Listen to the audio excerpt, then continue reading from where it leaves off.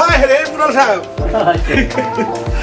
এই গ্রামে পরন্ত বিকেলে আষাঢ় মাসে কার্তিক মাসের শীতের আমি যে গুড়গুড় করতেছেন এই গ্রামে কিছু বুঝলাম না। আসর নামাজটা পড়ে আসলাম একটু গ্রামটা একটু ঘুরে দেখি। এখানকার যুগ জমানা ভালো না, পোলা পান তখন আবার ট্যাবলেট টুবলেট খাই নিয়ে গ্রস্ত হয়ে যায়। আমি সেই সময় ঠিক কথা কইছেন মাতবর সাহেব। এই গ্রামে ওই যে তমসেরার বুলায় দেখছেন কামটা করছে কি, হ্যাঁ বিয়ের করে গেছে। তাহলে এগুলা সমাজ বন্ধ করেন আপনারা মাতবর রাইতো। আবার ওই যে নুর ইসলামের বুলায় ওর কাছে একটু পান খাইবার গেছি, ও কয় কি বানিয়ে খান। আচ্ছা আমি কইছি যে দেখা দেখাম বেটা বানিয়ে খাম কে, হ্যাঁ হ্যাঁ সমাজের পোলা পানি সব দিয়ে দাও। আমরা যখন ছিলাম ময়মুর দিকে তাদের সালাম আদাব দিচ্ছি, এখন তো আমাকে সালাম বুঝছো মুস্তাফা। এই সমাজটা হয়ে গেছে ঘনি ধরা সমাজ হয়ে গেছে। আসসালামু আলাইকুম। তো ঘনি ধরা সমাজ হয়ে গেছে গা। এখন সেই ঘনি ধরা সমাজটাকে আমি চাই সংস্কার করা। কোথায় যাচ্ছেন মুরল সাহেব? এই তো ঘুরতেছি আর এলাকায় দেখতেছি পোলাপান গুলো কি করে না করে। হ্যাঁ আমার দায়িত্ব বলতে কিছু আছে। তা তো থাকার কথা। আপনারা যদি শাসন ঠিক মতো না করেন তাহলে কিন্তু গ্রাম ভালো হবো না, সমাজ ভালো হবো না। খালি পুংটামি আর লুচ্চামি বদমাইশি, আবার ওই যে বেইমানির পথেও যাবো না। বেইমানি সে ওই যে কাউলি পাড়ার মহসিন আগে কি ছেলে আসলো কলেজে পড়তো, pant shirt hand pant skin গেঞ্জি কত কিছু হ্যান্ড। সেই ছেলেটা লঙ্গি বইরা না একবার বেইনার মতো কাউলি পাড়ায় হোটেলের সামনে দাঁড়িয়ে থাকে। দেখছেন তো মুরল সাহেব? এখন দেখছি। এই জন্যই আমি প্রতিদিন বিকেলবেলা গ্রামে ঘুরে দেখি কার পোলাপানটা কী করে না করে। আমার তো একটা দায়িত্ব বোধ বলতে কিছু আছে, ঠিক আছে? আমি সেই গ্রামের মূল, সবাই আমাকে মানে। কিন্তু এখন কিছু কিছু পুংটা বলা আমার আছে, তারা আমারে মানে না। তারা আমার বিদ্যা শিক্ষা পায় না মুরল সাহেব, সে বিদ্যা শিক্ষা নেওয়ার লাগবে না, শিক্ষা দিতে হবে। আর একজন আছে তার মুরব্বীরা ব্রিটিশ সাহেব দেন, উনিও তো একজন গ্রামের মুরল, আপনাকেও তো মুরব্বী তাই না? হ্যাঁ আমাদের মুরব্বী। তাহলে উনিও তো বিচার আচার কমার বেশি জানে না। তাহলে উনারও চোখে কি বাজে না যে গ্রামে কেরা কি করে কি হবে? তো শাসন করতে পারে না, শাসনের দায়িত্ব হচ্ছে মুরলি করতে পারবে না। যার যার গার্জেন তার ছেলে সন্তানদের শাসন করে তবে সমাজ উন্নত হবে, তবে সমাজ শিক্ষিত হবে, দেশ ও জাতির কল্যাণ হবে। বুঝতে পারছো? ওই যে সরকার কইছিল না ঘরে ঘরে চাকরি হইব, সরকারি চাকরি দিব না।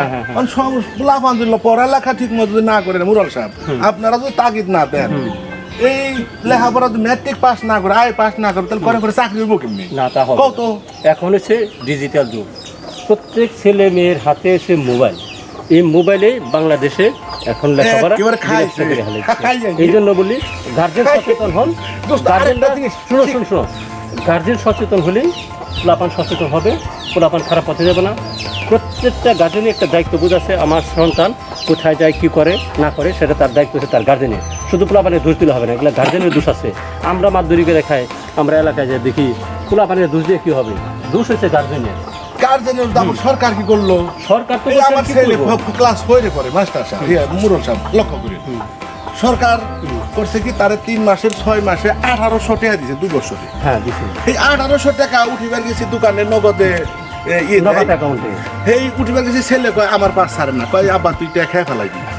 আমি যাবো আমার টাকা, কারণ আমার ছোট ছেলে টাকার লোক যদি আইসা জায়গা মুরল সাহেব একেবারে সর্বনাশ। ঠিক আছে, তখন এই টাকা করলো কি দোকানে না যাইয়ে এই দোকানদারে কয় কি আমার টাকা দেন, এই টাকা আমার হাতে দিব, করলো কি পোলায় ঠাকুর লই গুলো আমার চেয়ার নাও দরবার দেন। এই যে পোলায় টাকার লোক এগুলো না হয় করা যাবে না। আমি মাশরাফি তো শুনো, পরিশেষে একটা কথা বললাম, গার্জেন সচেতন হোক, সমাজ এবং জাতির উন্নত হবে, ছেলে সন্তানের ভবিষ্যৎ উন্নত হবে, দেশ ও কল্যাণের উন্নত হবে। আর আরেকটা কথা আছে, সে কথা রয়েছে কি, মানুষ যদি আমরা মুসলমান মানুষ যদি নামাজের দিকে দাপিত হয়, তার ছেলে সন্তানকে সুশিক্ষা করতে চায়, তাহলে সেজন্য তার নামাজের জন্য তাকে যে ফ্যামিলিতে নামাজ আছে সে ফ্যামিলি উন্নত হয়ে যাবে। চলো এখন ওই দক্ষিণ পাড়াটা ঘুরে আসলাম, এখন যদি পূব পাড়াটা যাই ওই ক্ষেতগুলো দেখে তারপরে পূর্ব যে ঘুরে আসছি। ক্ষেতগুলা তো দেখছো যে জব্বারের বাচ্চা যাবে না, জব্বারের ইচ্ছারাম বৌর আর মারে। হ্যাঁ তাও তো ঠিক আছে। আজকে আবার আমার ওই তারা বিচার আছে মাগরিবের পরে, ওই যে দক্ষিণ পাড়া একটা বিচার আছে, জমি জমা নিয়ে একটা বিচার আছে, ওই বিচারও আমার থাকুন লাগবে। ঠিক আছে, ওই যে পুস্তক আমি হেলালে তমে ওর বৌরে যে মায়ের একবার ঠিক আছে ঠিক আছে ঠিক আছে ওর বড় ওষুধ লাগলো ওর ওষুধ তো দেয় না আর শোনো শোনো কান বালিশ না আচ্ছা কাম রকো তুমি আমার কাছে পাঠিয়ে দিও আমি দুজনের ডাইকে একটা বসার ব্যবস্থা করে দেবো ঠিক আছে আমি এখন যাই তারা আছে ঠিক আছে চলো আচ্ছা আসো লন মুরাল সাহেব আপনি তো আগে দিয়ে কে রে কই আপনি লোক কত সব সময় পেরান না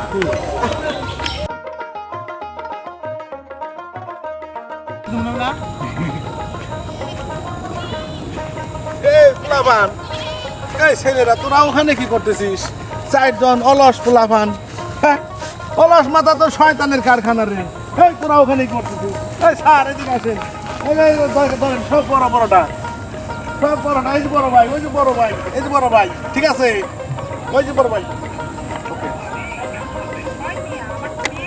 এই অনাথ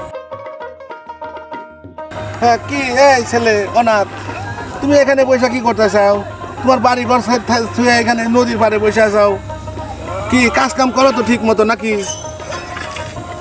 এই কি শুক্রা তোমার কি খবর ভালো তুমি তো সন্ধ্যাবেলা ওদের সাথে আড্ডা দিতে আসতাও আমি তো এই এলাকার মাস্টার তাই না শিক্ষক হিসাবে আমার জানো আমি তো ছেলেদের একটু সুবুদ্ধি দেই তাই না তোমরা তো জানো নাকি তোমার কোনো আছে তো তোবা টানতেছে নাকি প্রেমের তোবা হ্যাঁ তা তো ঠিক কথা সত্য কথা বললো এই ছেলে তোমার কি খবর কি লিটন তুমি তো ভালো দুষ্ট ছেলে এখন তো ঠিক মতো পড়ালেখা চলতেছে তো নাকি পড়া টেবিলে তো পড়ো না রে ভাই হ্যাঁ এখন কি কাজ কাম শিখতেছো নাকি যাই ঠিক আছে তোমরা শিখো আমি এক এলাকার ছোট ছোট পোলাপান কোনো যদি দুষ্টমি করে শাসন করবা ঠিক আছে তোমরা না ছেলে এই এদিক তাকাও তো নিজ মুখে ঘাড় কাজ করে রয়েছো কেন হ্যাঁ এটা কোন অভ্যাস রে ভাই যৌবন বয়সে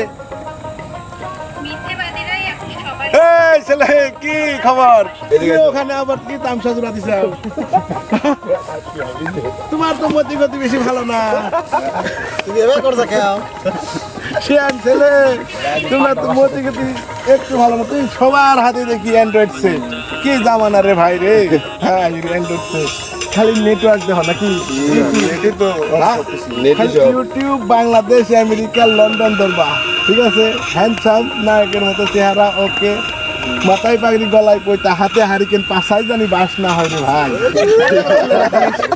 হ্যাঁ কিন্তু দিলাম একটা মাথায় পাগড়ি গলায় পয়তা হাতে হারিকেন পাশাই বাস এই যে ঘড়িটা দিছিস রে ভাই 100 স্কিন প্যান্ট জিন্সের প্যান্ট সব তোরা তুই ইয়াং জেনারেশন এইভাবেই চলিস আমরা বুড়া হয়ে গেছি গা না আমরা কত আমাকে আগের ভাব তো নাই নটর ডেম কলেজে পড়ছি দামরাই কলেজে পড়ছি বিশ্ববিদ্যালয় উত্তরা এশিয়ান ইউনিভার্সিটি পড়ছি এখন তো সেই বয়স নাই রে নিটন তোমরা যদি পড়তা তাহলে ঠিক হইতো জানতে পারতা ওকে থ্যাংক ইউ তোমাদের বিদায় দেখো না থাকবা আপনাদের না থাকেন রাস্তাঘাটে কেউ কিছু দিলে খায়েন না এ ভাই হ্যাঁ বল এই বাস স্যার তো আসলো বাড়িতে নালিশ দেয় তার তো বিচার অনেক বড় হয়ে যাবে স্যার তো আসলো স্যার তো আমাদের ভালো বুদ্ধি দিয়ে গেল আমরা তো এখন স্যার যদি আমাদের বাড়িতে যায় বলে তাহলে তো জামালার বড় হয়ে যাবে তাহলে তো বাড়িতে খাওয়া দাওয়া সব বন্ধ হয়ে যাবে চল স্যারদের ডাক দিয়ে স্যার বলছে স্যার ভুল হয়ে গেছে এরকম কাজ আমরা আর করবো না হ্যাঁ বলি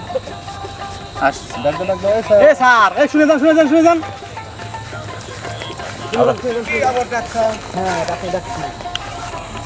কিসের জন্য ভুল করে ফেলেছি ঠিক আছে মানে বাড়িতে বলবো না নাকি না বলবো না বা না বললে তো ঠিক আছো নাকি হ্যাঁ ঠিক আছে হ্যাঁ হ্যাঁ ও তোমার আব্বার প্রতি একটু ভয় আছে এই তো তোমার একই অবস্থা তাহলে ঠিক আছে তো তাহলে অবৈধ কাজ বা কোনো দুষ্টমি ফাইজলামি আর করবা না নাকি হ্যাঁ এখন ভালো মতো কামাই রুজি করবা পয়সা রুজি করবা সহি সালামতে ছেলে মেয়ে তো নাই তাই না কয় ছেলে মেয়ে তোমার এক ছেলে তাহলে ছেলেদের মানুষ করতে হবে না মানুষের মতো মানুষ করতে হবে রে বাবা হ্যাঁ ঠিক আছে আর বলবো না ঠিক আছে আমি চলে গেলাম পরে দেখা হবো হ্যাঁ